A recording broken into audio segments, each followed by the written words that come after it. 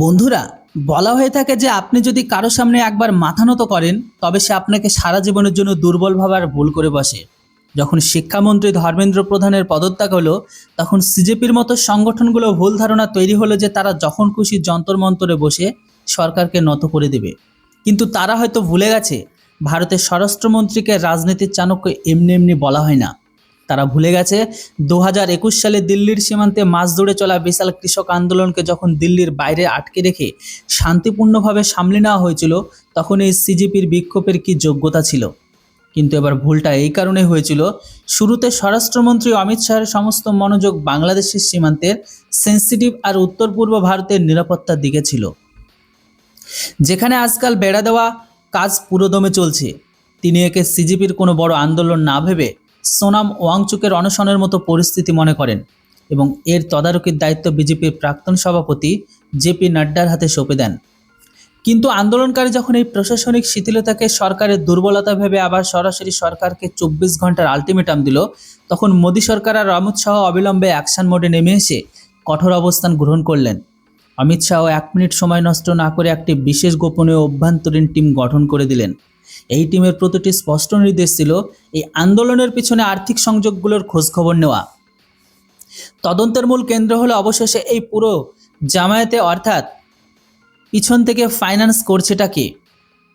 বিশেষ করে চাঁদের মুখগুলো রাতারাতি এত টাকা আর রদবদল করলো, রসদ কোথা থেকে এলো, খাবার কোথা থেকে এলো, বিক্ষোভকারীদের 24 ঘন্টা নিখরচায় খাবার, জল, এমনকি সমস্ত কিছু এই করার পিছনে ছিলটাকে। তো প্রাথমিক তদন্ত রিপোর্টে যে তথ্য ফাঁস হয়েছে তা নিরাপত্তা সংস্থাগুলোকেও অ্যালার্ট বা সতর্ক করে দিয়েছে। এই পুরো অর্থায়নে তার সরাসরি সীমান্ত পেরিয়ে পাকিস্তান আর প্রতিবেশী বাংলাদেশ থেকে বসে থাকা সন্দেহভাজন নেটওয়ার্কগুলোর সাথে যুক্ত হতে দেখা গেছে। যদি এই বিষয়টি পুরোপুরি প্রমাণিত হয়ে যায়, তবে দেশের নিরাপত্তা নিয়ে ছিনিমিনি খেলা লোকেদের বিরুদ্ধে স্বরাষ্ট্র মন্ত্রণালয় কি কঠোর পদক্ষেপ নেবে তা আগামী সময় বলবে। কিন্তু ভারত সরকার এখন চুপচাপ বসে থাকার মুডে একদমই নেই। সংসদের আসন্ন অধিবেশনের সরকার FCRA 2.0 বিল আনার পূর্ণ প্রস্তুতিতে রয়েছে। এই কঠোর আইন আসা মাত্রই যে কোনো সংস্থা বা বিক্ষোভ আসা বিদেশিদের টাকার 1 পয়সার হিসাব নিমেষ করা সম্ভব হবে এবং দেশবিরোধীদের কর্মকাণ্ডের ওপর সরাসরি কঠোর লাগাম টানা যাবে। এই বিষয়টি নিয়ে আমেরিকা, চীনের মতো দেশগুলোর পেটে ব্যথা শুরু হয়ে গেছে। তারা জাতিসংঘ অর্থাৎ UN পর্যন্ত প্রশ্ন তুলছে, ভারত যদি এত কঠোর আইন নিয়ে আসে তবে তারা ভারতের গরিবদের সাহায্যের জন্য কিভাবে ফান্ড পাঠাবে। কিন্তু আমরা এবং আপনারা খুব ভালো করে জানি যে সাহায্যের নামে কি খেলা খেলা হয়, এনজিওগুলোতে কোথা থেকে টাকা আসে আর এনজিওগুলো কীভাবে কী করে। যাই হোক, এই ধরনের বিদেশি ফান্ডের জোরে গত বছর নেপালে অস্থিরতা তৈরি করে ক্ষমতার দখলের পরিবেশ তৈরি করা হয়েছিল। এই অর্থায়নের মাধ্যমে বাংলাদেশ গরিবদের সাহায্য করার অজুহাত দেখিয়ে শেখ হাসিনা সরকারকে ফেলে দিয়েছিল এবং এখন তাদের সরাসরি লক্ষ্য ছিল ভারতের রাজনৈতিক সামাজিক স্থিতিশীলতা। কিন্তু তারাও ভুলে গেছে ভারতের গোয়েন্দা সংস্থা র আর ভারতের নিরাপত্তা ব্যবস্থাকে ফাঁকি দেওয়া এত সহজ নয় যতটা তারা নেপাল বা বাংলাদেশকে ভেবেছিল। আজকের এই অত্যন্ত বিশেষ এবং বিশ্লেষণাত্মক ভিডিওতে আমরা এই পুরো চক্রব্যূহের একটি পরাত উন্মোচন করতে চলেছি। তবে বন্ধুরা, যন্তর মন্তরের রাস্তায় যখন 24 ঘন্টার আলটিমেটাম ঘোষণা করা হলো, তখন কিছু মানুষের মনে হলো যে তারা সরকারের উপর মনস্তাত্ত্বিক চাপ তৈরি করে ফেলেছে। কিন্তু পর্দার পেছনে সত্যটা ছিল অন্য কিছু। যেমনই 24 ঘন্টার ডেডলাইন সম্বলিত বক্তব্য সামনে এলো, রায়সিনা হিলসে অবস্থিত স্বরাষ্ট্র মন্ত্রণালয়ের কন্ট্রোল রুমের চাঞ্চল্য তীব্র হয়ে গেল। যে বিষয়টিতে এ যাবৎ কেবল একটি সাধারণ প্রশাসনিক বিক্ষোভ মনে করা হচ্ছিল, তাকে তৎক্ষণাৎ হাই প্রায়োরিটি সিকিউরিটি অ্যালার্ট ক্যাটাগরিতে ফেলে দেওয়া হয়। স্বরাষ্ট্রমন্ত্রী অমিত শাহ কোনো সময় নষ্ট না করে দিল্লি পুলিশের শীর্ষ আধিকারিক, কেন্দ্রীয় গোয়েন্দা সংস্থা, স্বরাষ্ট্র মন্ত্রণালয়ের জ্যেষ্ঠ আধিকারিকের সঙ্গে একটি হাই লেভেলের পর্যালোচনা বৈঠক করেন।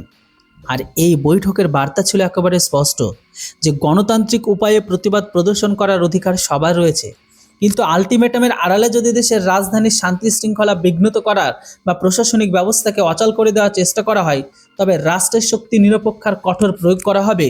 বৈঠকের সাথে সাথে দিল্লি পুলিশ আর কেন্দ্রীয় আধাসামরিক বাহিনীর অতিরিক্ত সদস্য মোতায়েন করে দেওয়া হলো যন্তর মন্তর আর রাজধানীর সংবেদনশীল প্রবেশদ্বারগুলোতে। কিন্তু সরকারের আসল কৌশল কেবল রাস্তায় বাহিনী মোতায়েন করা ছিল না, আসল খেলা তো গোয়েন্দা ব্যবস্থার মাধ্যমে খেলা হচ্ছিল। গোয়েন্দা সংস্থাগুলোকে স্পষ্ট নির্দেশ দেওয়া হয়েছিল যে তারা যেন এই আন্দোলনের আওয়াজ, মঞ্চ সঞ্চালক আর পর্দার পিছন থেকে নির্দেশ দেওয়া ব্যক্তিদের প্রতিটি গতিবিধির উপর নজর রাখে। Digital surveillance, call details, records, on ground ইনফরমারদের মাধ্যমে এটি জানার চেষ্টা শুরু করা হয় যে এই আলটিমেটামের পিছনে আসল উদ্দেশ্য কী। এটা কি সত্যি নিজেদের দাবির জন্য করা বিক্ষোভ, নাকি এর পিছনে উদ্দেশ্য দেশের আরও অরাজকতার পরিবেশ তৈরি করে আন্তর্জাতিক মিডিয়ায় দৃষ্টি আকর্ষণ করা। স্বরাষ্ট্র মন্ত্রণালয়ের এই দ্রুত আর কৌশলগত তৎপরতা আলটিমেটাম দেওয়া গোষ্ঠীগুলোর সমীকরণ পুরোপুরি বিগড়ে দিল। তাদের এই আশা তো একেবারেই ছিল না যে এই শিথিলতা তারা সরকারকে দুর্বলতা মনে করিয়েছিল তা কয়েক ঘন্টার মধ্যে একটি শক্ত প্রশাসনিক ঘেরায় রূপান্তরিত হয়ে যাবে। তো বন্ধুরা, স্বরাষ্ট্র মন্ত্রণালয়ের এই বড় অ্যাকশন আর 24 ঘন্টা আলটিমেটামের পুরো সত্য আগে জানার আগে যদি আপনারা আমাদের এই নির্ভীক আর নিরপেক্ষ বিশ্লেষণকে পছন্দ করে থাকেন, তবে এই ভিডিওটিকে একটি প্লিজ লাইক অবশ্যই দিন। আপনার একটি লাইক আমাদের দেশের স্বার্থ সম্পর্কিত এমন সব তথ্য আর ইনডেপথ রিপোর্ট আপনার কাছে সবচেয়ে আগে পৌঁছে দেওয়ার শক্তি যোগায়। এবং আপনি যদি প্রথমবার আমাদের চ্যানেলে এসে থাকেন, তবে নিচে দেওয়া লাল বোতামটিকে চেপে এখনই চ্যানেলটিকে সাবস্ক্রাইব করে নিন এবং বেল আইকনকে অন করে নিন, যাতে ভারতের নিরাপত্তার কূটনৈতিক সম্পর্কিত কোনো বড় আপডেট আপনারা মিস না করে যান। এবার আপনি আমাকে কমেন্টের সত্যতার সাথে একটি কথা বলুন তো, যে কোনো আন্দোলনের নামে দেশের রাজধানীকে 24 ঘন্টা আলটিমেটাম দেওয়া এটা কি সঠিক, নাকি সরকারি এই ধরনের আচরণের বিরুদ্ধে কঠোর ব্যবস্থা নেওয়া উচিত? আপনার মতামত কমেন্ট বক্সে অবশ্যই লিখুন এবং রাষ্ট্রকে সমর্থন জানানোর জন্য জয় হিন্দ অবশ্যই টাইপ করুন। এবার চলুন যাওয়া যাক এই পুরো গল্পের সবচেয়ে বড় আর চমকপ্রদ মোড়ের দিকে, যেখানে জুনেদ এবং তার পুরো অর্থায়নের নেটওয়ার্কের হারির খবর ফাঁস হতে চলেছে। তো বন্ধুরা, যে কোনো বড় বিক্ষোভ বা জামাতের আসল শক্তি তার স্লোগানে নয়, বরং তার পিছনে কাজ করতে থাকা আর্থিক আর লজিস্টিক নেটওয়ার্কে থাকে। এবং যখন আমাদের তদন্তকারী সংস্থাগুলো এই আন্দোলনের গভীরে গিয়ে তদন্ত শুরু করলো, তখন তাদের সামনে যে আর্থিক কাঠামো উঠে এলো না, তা সবাইকে অবাক করে দিয়েছে। প্রশ্ন খুব সহজ ছিল, যখন শত শত মানুষকে রাজধানীর প্রাণকেন্দ্রে যন্তরমন্তরে 24 ঘন্টা অবস্থান করতে হয়, তখন তাদের থাকা, খাওয়া, জল, সাউন্ড সিস্টেম, ওয়াটারপ্রুফ তাঁবু, যাতায়াতের দৈনিক খরচ শেষ পর্যন্ত কে বহন করেছিল? জুনেদের মতো মুখগুলোর কাছে রাতারাতি এত টাকা কোথা থেকে এলো যে তারা কোনো বাধা ছাড়াই ক্রমাগত রসদ আর সরঞ্জাম সরবরাহ করে যাচ্ছিল? যে একটি সাধারণ মোবাইল ওয়ার্কার, মোবাইল শপ চালানো ব্যক্তি। যখন আর্থিক তদন্তকারী সংস্থায় সাইবার সেল পুরো ট্রেল ডিকোড করতে শুরু করলো না, তখন একটি অত্যন্ত চতুর আর বহুমুখী ফাইন্যান্সিয়াল মডেল সামনে এলো। টাকা কোনো একটি বড় ব্যাংক অ্যাকাউন্ট থেকে সরাসরি আসছিল না, এর বদলে ছোট ছোট ডিজিটাল ট্রানজ্যাকশান, এনজিওর অ্যাকাউন্ট আর ভুয়া সেল সংস্থার মাধ্যমে ছোট ছোট টুকরো ফান্ড ট্রান্সফার করা হচ্ছিল, যাতে যে কোনো ব্যাংকিং র্যাডারে একেবারে অ্যালার্ট না বাজে। কিন্তু ভারতের আর্থিক গোয়েন্দা ইউনিট আর তদন্তকারী সংস্থাগুলোর হাত থেকে বাঁচা এত সহজ নয়। যখন এই অ্যাকাউন্টগুলো ব্যাংক ট্র্যাকিং করা হলো, তখন জানা গেল স্থানীয় অ্যাকাউন্টগুলো যাতে ট্রান্সফার করা মূল উৎস কোথা থেকে বসেছিল। এমন অনেক অ্যাকাউন্ট থেকে লেনদেন পাওয়া গেছে যেগুলো আগে কখনো কোনো বড় আর্থিক রেকর্ডে ছিল না। কিন্তু বিক্ষোভ শুরু হতেই সেগুলো হঠাৎ লাখ লাখ টাকা ট্রানজ্যাকশন দেখা গেল। এটি কোনো সাধারণ নাগরিক অনুদান বা জনসহযোগিতা ছিল না, বরং এটি পুরোপুরি পরিকল্পিত আর্থিক পরিকল্পনা ছিল, যার একমাত্র উদ্দেশ্য ছিল এই জমায়েতকে অনির্দিষ্টকাল পর্যন্ত টিকিয়ে রাখা। এবং এই সন্দেহভাজন ফান্ডিং ট্রেল সংস্থাগুলো সন্দেহের তীর সীমান্ত পেরিয়ে বসে থাকা সেই প্রভুদের দিকে ঘুরিয়ে দিল, যারা ভারতের অভ্যন্তরীণ শান্তি বিনষ্ট করার কোনো সুযোগে হাতছাড়া করে না।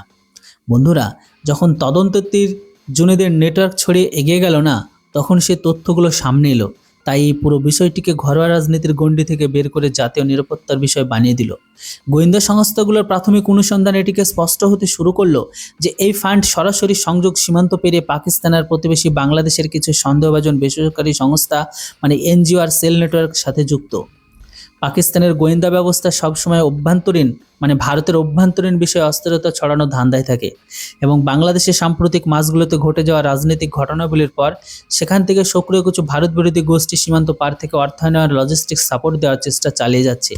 আর এই শক্তিগুলোর উদ্দেশ্য খুব স্পষ্ট ছিল, ভারতের যে কোনো স্থানীয় ইস্যুকে ধরে এটি বড় আন্দোলন দাঁড় করানো, যাতে বিশ্বের সামনে এই বার্তা দেওয়া যে ভারতে অসামাজিক অসন্তোষ বাড়ছে। কিন্তু ভারত সরকার এই পুরো চাল ধরে ফেলেছে। এই কারণে সংসদের আসন্ন অধিবেশন সরকার এফসিআরএ পার্ট 2 অর্থাৎ ফরেন কন্ট্রিবিউশন রেগুলেশন অ্যাক্টের নতুন সংস্করণ আনার পূর্ণ প্রস্তুতি নিয়ে নিয়েছে। এটি কেবল একটি সাধারণ আইন হবে না, বরং বিদেশি টাকার জোর ভারতে অরাজকতা ছড়ানো সংস্থাগুলোর উপর সরাসরি তালা ঝোলানোর চাণক্য নীতি। এই নতুন এফসিআরএ 2.0 আইনের অধীনে অনেক কঠোর আর নতুন নিয়ম তৈরি করা হচ্ছে, যা বিদেশি অর্থায়নের প্রতিটি চোরাপথ বন্ধ করে দেবে। এখন যে কোনো সংস্থা বা ব্যক্তি বিদেশ থেকে যে 1 টাকা পাবে তার রিয়েল টাইম ডিজিটাল হিসাব তাৎক্ষণিক তদন্তকারী সংস্থাগুলোর কাছে নথিবদ্ধ হবে। এর পাশাপাশি টাকা যে কাজের জন্য এসেছে সেই কাজের জন্য খরচ করা বাধ্যতামূলক হবে, এবং যদি সেই টাকা কোনো বিক্ষোভ বা আন্দোলনে ব্যাহত হয়ে যায় তবে সেই সংস্থার উপর সাথে সাথে নিষেধাজ্ঞা জারি করা হবে। শুধু তাই নয়, বিদেশি টাকার মাধ্যমে দেশের অভ্যন্তরীণ নিরাপত্তার সার্বভৌমত্ব নিয়ে ছিনিমিনি খেলাকারীদের সম্পত্তি সরাসরি বাজেয়াপ্ত করার বিধানও রাখা হচ্ছে। যেমনই এই কঠোর আইন খবর আন্তর্জাতিক কূটনৈতিক মহলে পৌঁছালো, আমেরিকার চীনের মতো দেশগুলো একটি অদ্ভুত ছটফটানের ব্যাকুলতা দেখা গেল। কারণ জাতিসংঘের মঞ্চগুলোতে চাপা গলায় এই প্রশ্ন তোলা শুরু হলো যে ভারত যদি এত কঠোর আইন নিয়ে আসে তবে বিদেশি সংস্থাগুলো ভারতের সামাজিক আর মানবিক কাজের জন্য টাকা কিভাবে পাঠাতে পারবে। কিন্তু বন্ধুরা, এখানে একটু থেমে যদি এই তেতো সত্যি চিন্তাটা করতে থাকেন না, তবে এটি কি সেই তথাকথিত মানবিক সাহায্য নয়, যার নামে গত বছর নেপালে সামাজিক উত্তেজনা বাড়িয়ে ক্ষমতা দখলের মতো পরিস্থিতি তৈরি করা হয়েছিল?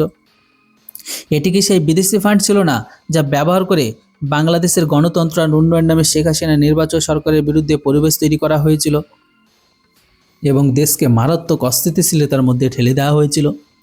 পশ্চিমের কিছু শক্তিশালী দেশ আর চীন সবসময় চাই দক্ষিণ এশিয়ার কোনো দেশ যেন এত শক্তিশালী না হয়ে ওঠে যে তারা নিজেদের সিদ্ধান্ত নিজেরাই নিতে পারে। কিন্তু তারা ভুলে গেছে আজকের ভারত পুরনো চিন্তাধারা নয়, বরং আজকের ভারতের কাছে আর আইবির মতো সতর্ক গোয়েন্দা সংস্থা রয়েছে। দেশের নেতৃত্বে একটি শক্তিশালী আর নির্ভীক পররাষ্ট্রনীতির সাথে দাঁড়িয়ে আছে, যা কোনো বিদেশি চাপের সামনে নতি স্বীকার করতে জানে না। বন্ধুরা, যখন আমরা এই পুরো ছবিটিকে একসাথে মিলে দেখি তখন বিষয়টি কেবল একটা আন্দোলন বা যন্তর মন্তরে দেওয়া আলটিমেটামের মধ্যে সীমাবদ্ধ থাকে না। এটি সরাসরি মোকাবিলা সেই গভীর কৌশলের যা সীমান্ত পেরিয়ে আমাদের বিরোধীদের ভারতের অগ্রগতি থামানোর জন্য ব্যবহার করছে। যখন ভারত বিশ্বমঞ্চে একটি বড় অর্থনৈতিক আর সামরিক শক্তি হয়ে উঠে আসে, তখন অভ্যন্তরীণ আর বাহ্যিক শক্তিগুলো একজোট হয়ে দেশের ভিতরে কোনো না কোনোভাবে উত্তেজনার সৃষ্টি করার চেষ্টা করে। কখনো কৃষক আন্দোলনের নামে, কখনো শিক্ষা ব্যবস্থা সংস্কারের বিরোধিতায়, আবার কখনো মানবাধিকারের আড়ালে।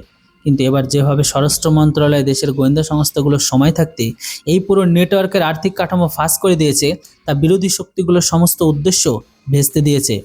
স্বরাষ্ট্রমন্ত্রী অমিত শাহের এই মনোভাব স্পষ্ট করে দিয়েছে ভারত এখন রক্ষণাত্মক মনোভাব গ্রহণের মুডে একেবারেই নেই। সোনাম ওয়াংচুকের অনশন থেকে শুরু করে যন্তর মন্তরে বিক্ষোভ পর্যন্ত সরকার প্রতিটি গতিবিধি অত্যন্ত সূক্ষ্ম নজর দিয়ে দেখছে। শুরুতে যদি একে কেবল একটি সাধারণ গণতান্ত্রিক প্রক্রিয়া মনে করা হয়েছিল, কিন্তু যেমনই এতে বিদেশি ফান্ড, সন্দেহভাজন এনজিআর, পাকিস্তান, বাংলাদেশের নেটওয়ার্কের উপস্থিতি প্রমাণ মিলতে শুরু করলো, ভারত সরকার মনোভাব পুরোপুরি বদলে গেল। সরকার খুব ভালো করে বোঝে, যদি আজ সীমান্তে পার থেকে আসে এই কালো টাকার ওপর কঠোর আঘাত না আনা হয়, তবে কাল এই শক্তিগুলো আমাদের দেশের যুবকদের উস্কে দিয়ে রাস্তায় নামাবে, ভারতের উন্নয়ন যাত্রাকে বাধাগ্রস্ত করার চেষ্টা করবে। সংসদ পেশে হতে যাওয়া নতুন এফসিআর আইনটি ভাবনারই একটি বড় ফল। আর এই আইন কার্যকর হওয়ার পর যে কোনো বিদেশি সংস্থার জন্য ভারতে রাতারাতি টাকা পাঠিয়ে অস্থিরতা ছড়ানো প্রায় অসম্ভব হয়ে পড়বে। যেসব দেশ আন্তর্জাতিক সংস্থা আজ জাতিসংঘে দাঁড়িয়ে ভারতের উপর প্রশ্ন তুলেছে, তাদের এটি বুঝে নেওয়া উচিত ভারত এখন নিজের সার্বভৌমত্বের নিরাপত্তার সাথে কোনো মূল্য আপোস করবে না। আমেরিকা হোক বা চীন, তারা যদি সত্যিই উন্নয়ন ও মানবিক কাজে সাহায্য চায় তবে তাদের ভারত স্বচ্ছ নিয়মকানুন মেনে চলতেই হবে। কিন্তু যদি সহ্যের নামে নেপাল, বাংলাদেশের মতো খেলা ভারতের খেলার চেষ্টা করা হয়, তবে তার জবাব কেবল কঠোর আইন দিয়ে দেওয়া হবে না, বরং কঠোর প্রশাসনিক ব্যবস্থার মাধ্যমে দেওয়া হবে। তো বন্ধুরা, একজন নাগরিক হিসেবে আজ আমাদের এটি বোঝার প্রয়োজন রয়েছে, চকচক করলেই সব শোনা হয় না। গণতন্ত্রে নিজেদের ন্যায্য দাবির জন্য আজ তোলাটা প্রতিটি ভারতের অধিকার। কিন্তু যখন সেই দাবিগুলোর পেছনে বিদেশি ষড়যন্ত্র, ভারত ভাঙার ষড়যন্ত্র, ভারতের প্রধানমন্ত্রী নরেন্দ্র মোদীকে গালিগালাজ করা, তার মাকে গালিগালাজ করা এবং পাকিস্তান বাংলাদেশের এজেন্ডা যুক্ত হয়ে যাওয়া, তখন সেই আন্দোলনে দেশের স্বার্থে নয় বরং দেশের বিরুদ্ধে চলায়। আমাদের চিন্তা হবে যে কে আমাদের অধিকারের কথা বলছে আর কে বাইরে থেকে আসা ফান্ডিংয়ের জোরে ভারতের ভিত্তি দুর্বল করার চেষ্টা করছে। আজ ভারত বিশ্বের তৃতীয় বৃহত্তম অর্থনীতি হওয়ার পথে দ্রুত এগিয়ে চলেছে। আমাদের নৌসেনারা আরব সাগর থেকে শুরু করে হরমুজ প্রণালী পর্যন্ত নিরাপত্তা বলয় তৈরি করে রেখেছে। আমাদের জওয়ানরা সীমান্তে দিনরাত জেগে পাহারা দিচ্ছে। আমাদের গোয়েন্দা সংস্থাগুলো প্রতি মুহূর্তে শত্রুর চান সমস্ত কিছু বানচাল করে দিচ্ছে। এমন অবস্থায় দেশের ভেতরে বসে কিছু মানুষের 24 ঘন্টা আলটিমেটাম দেওয়া বা সরকারকে নথি স্বীকার করানোর হুমকি দেওয়া কেবল একটি ভ্রম। ভারতের জনগণ এখন সচেতন হয়ে গেছে। তারাও বোঝে দেশের নিরাপত্তার স্থিতিশীলতা সবার উপরে। আপনারও যদি মনে হয় যে ভারত সরকারের বিদেশি অর্থায়নে লাগাম টানার এই পদক্ষেপ পুরোপুরি সঠিক আর রাষ্ট্রহিতকর, তবে এই ভিডিওটিকে পুরো দেশবাসীর সাথে শেয়ার অবশ্যই করুন। আপনার মতামত কি? এফসিআর আইনকে কি আরও কঠোর করা উচিত, কমেন্ট সেকশনে আপনার মতামত অবশ্যই লিখুন এবং কমেন্টে গর্বের সাথে জয় হিন্দ টাইপ করে ভারতের অখণ্ডতাকে সমর্থন করুন। আপনি যদি চ্যানেলে নতুন হয়ে থাকেন আর দেশের নিরাপত্তা, কূটনৈতিক আর আন্তর্জাতিক রাজনীতি সম্পর্কিত প্রতিটি সত্য আর বিশ্লেষণাত্মক খবর সবার সামনে আগে পেতে চান, তাহলে এখনই এই চ্যানেলটিকে সাবস্ক্রাইব করুন, বেল আইকনটি চাপতে একদমই ভুলবেন না। আমরা আবার দেখা করব নতুন একটি কড়া আর চাঞ্চল্যকর বিশ্লেষণের সাথে। ততক্ষণের জন্য সতর্ক থাকুন, সুরক্ষিত থাকুন। জয় হিন্দ, বন্দে মাতরম।